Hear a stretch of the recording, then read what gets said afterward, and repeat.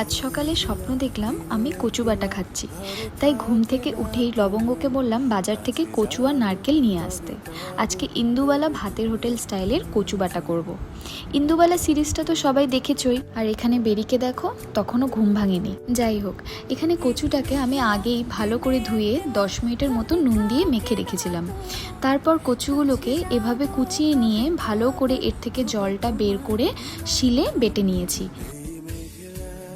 এরপর একটু নারকেল কুড়োনো, সাদা সর্ষে, কাঁচা লঙ্কা আর অল্প চিনি দিয়ে একসাথে বেটে নিলাম। এখানে কাঁচা লঙ্কাটা যে যেরকম ঝাল খায় সেই হিসাবে দিলেই হবে।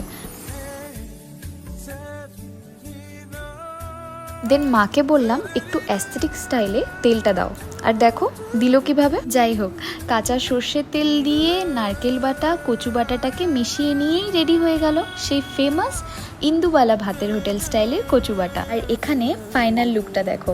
সরি গাইজ, জীবনে ফার্স্ট চিলে কিছু বেটেছি তো, তাই ইগনোর মাই শেকি হ্যান্ড।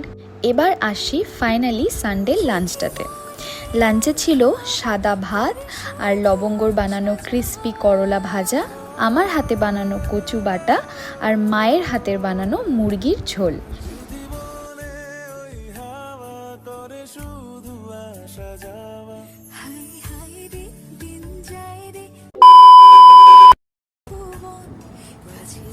বাটিগুলো নামিয়ে নাও।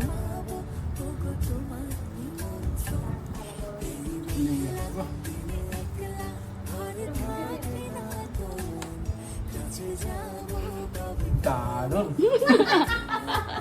একদম ফাটাফাটি।